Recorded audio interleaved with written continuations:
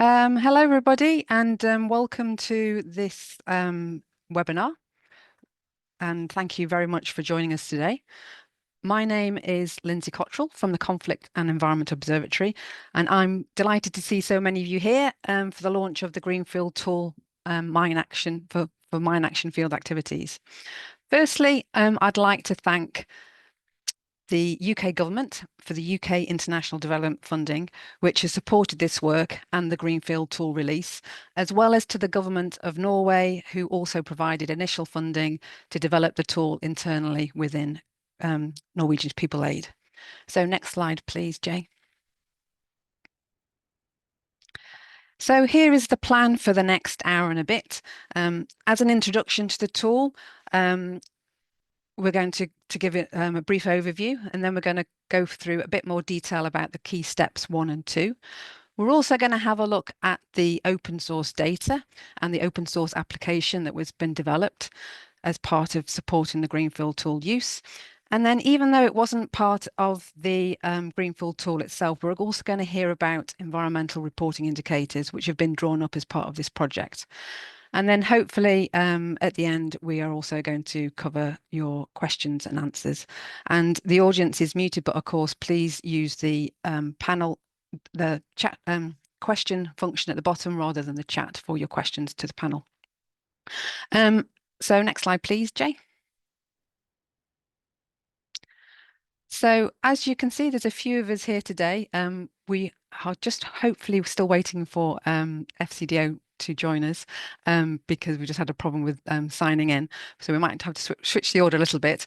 But hopefully we'll hear some opening remarks from Andrew Griffiths from the UK's Foreign Commonwealth and Development Office.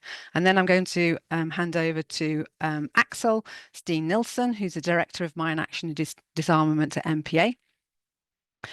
And then we're going to hear a bit more detail on the tool from my colleagues at NPA and CEOBS, including Kristin Holm-Olbreston, myself, Jonathan Welsh, Back Bay Dawn, and Dr. Anna McKean. So first, Andrew is now with us. So first, I will hand over to Andrew. Thank you very much, Andrew, to give us a few words.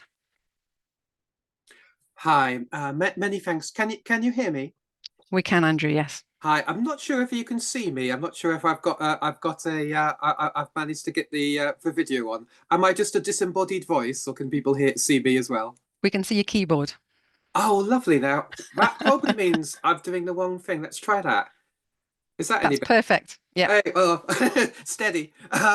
Cool. Look, yeah. First, I'd just like to say I'm delighted to be here and to be able to introduce the launch of the Greenfield tool. I'd really like to praise and pay tribute to the work of Norwegian's People Aid and Conflict and Environmental Observatory, who I think have done a great job in taking this research on. And also been really collegiate in terms of bringing other actors from the sector in as well. So real kudos to them, and I think you're in for a real treat hearing from them today. I'd also like to thank the fellow donor, Norway, who kicked this off in the first place. And I would like to say I'm delighted that FCDO has been able to fund the continuation of this project, which I feel fills a key gap in this sector. And I would certainly encourage everyone here today and all those working in the sector to consider adopting what you're about to hear. The Greenfield tool, which I think is a great innovation, will help everyone in the sector to assess the environmental impact of minefield activities. It will help us all to minimize the adverse environmental impacts that operators have to undertake, and it also really helps to provide to identify opportunities for environmental enhancement. Why is it important to integrate environmental management into humanitarian mine action work? I think it's really important to recognize that we work in some of the countries that are most adversely affected by climate change. I think this is a really key starting point. We need to recognize that demining activities do have an adverse environmental impact. We have our own carbon footprint. There's some of the activities that demining needs to do will have adverse environmental implications, such as stripping back vegetation. I think it's also important to recognize that mine action can have some really positive benefits. We're looking, for example, at the potential for, after land release, for positive biodiversity, conservation, and other environmental positive impacts, including, for example, the potential to build solar panels on marginal land, the opportunity to develop sustainable agricultural practices on more productive land. There's a lot we are doing. There's a lot more we can do in that sense. In recent years, we have seen the sector respond to the environmental challenges. We have had updated IMAS. We've seen the incorporation of environmental considerations into the latest Ottawa Treaty Seam Reap Action Plan. We've seen annual reporting from the Mine Action Review starting on this. The key now is implementation. I personally would see the Greenfield tool as offering a standardized approach which, if widely adopted, could really aid both the reporting and monitoring of progress. It offers the potential to have a steer on production of best practice across the sector. It incorporates innovative practices such as the use of satellite imagery. So again, I'd ask everyone to listen really carefully to the detail. I think I'll leave with one final thought, which is that at the moment, as we all know, the mine action sector is facing a real challenge with regard to entering what looks like to be a resource-constrained environment. It's really important that the sector is able to demonstrate across the development space its continued relevance to global development priorities. And I do feel that its demonstration of engagement on environmental issues and the positive impact it can show is a real contribution to that narrative of the continued relevance and importance of mine action to development. I'll stop there. Many thanks for letting me introduce. Back to you. Thank you. Thank you very much, Andrew, for those very encouraging opening remarks. And now I'm going to hand over to Axel. Thanks, Axel. Thank you, Lindsay. And thank you, Andrew, for those nice words. I echo that message 100%. So this has been a great challenge for NPA, and we see that in a world that's rapidly evolving with increasing global tensions, now also with large cuts in the aid sector, and amid climate changes and escalations in natural crisis, we in NPA, we recognize that we must adapt, we must innovate and develop our mine action work to meet these challenges head on. We must do our job, but we have to do it better, smarter, and with greater purpose, ensuring that the land that we hand over to the beneficiaries in the end is in the best possible state. For us, addressing climate and environmental risks is an integral part of our strategy and work, and key to stay relevant and impactful for beneficiaries, authorities, and partners. This is why we contributed heavily into updating the IMAS 713 to include climate considerations. And we have been working for several years now to develop the Greenfield tool that we're launching today.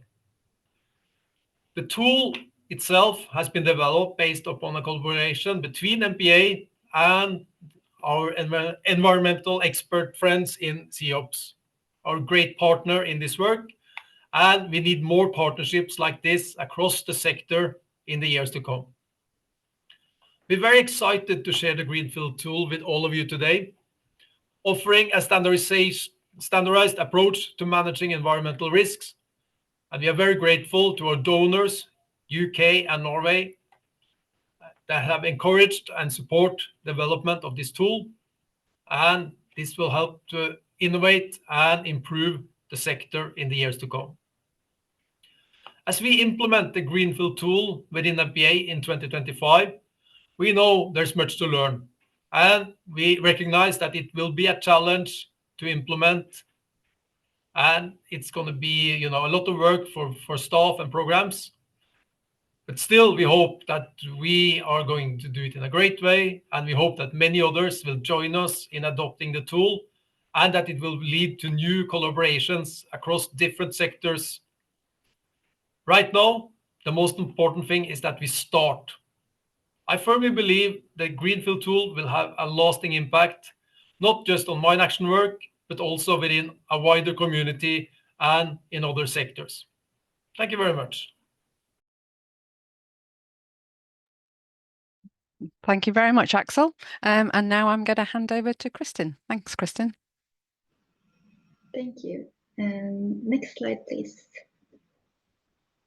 So I have to first start saying very quickly, but I'm so pleased about today and the opportunity to launch this tool that we have been talking about for a very long time. But finally, the day is here and we're able to share it. But the last year has been spent really well getting feedback from Norwegian People Side programs testing the tool, but also from a lot of different stakeholders in the mine action community on how to improve the tool. And so thank you so much to all of you that have contributed to that and making the tool what it is today.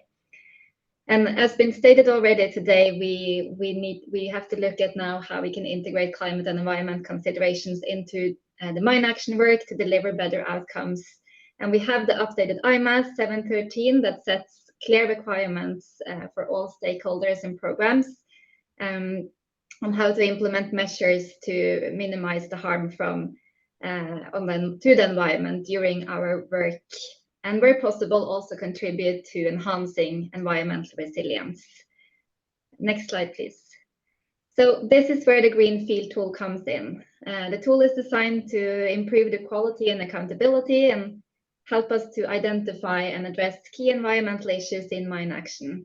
And it provides insights into the environmental context of operations, supports us in assessing potential impacts, and also outlines measures to be taken to manage environmental risks effectively. And the Greenfield tool is not a standalone solution. It's part of a broader environmental management system that should include an environmental policy, staff training, standard operating procedures, quality assurance, and ongoing monitoring and evaluation. But the core aim of this tool is to, first, I think, raise awareness of environmental challenges and improve practices. And I think in particular, the awareness raising is something we have seen ourselves when we have been testing and using the tool in some of our programs. And then the aim is also to document actions and controls to demonstrate compliance, of course, reduce negative impacts and hopefully enhance positive outcomes as well. Share data we collect with relevant stakeholders, which could mean, for instance, to include data and the environmental profile and other relevant information in handover reports to national authorities or with other operators or partners working in the same area. We aim to improve the sustainability of our land release activities and contribute to strengthen climate resilience in affected communities. And by using this tool, we hope the mine action staff, also regardless of their level of environmental expertise from before, are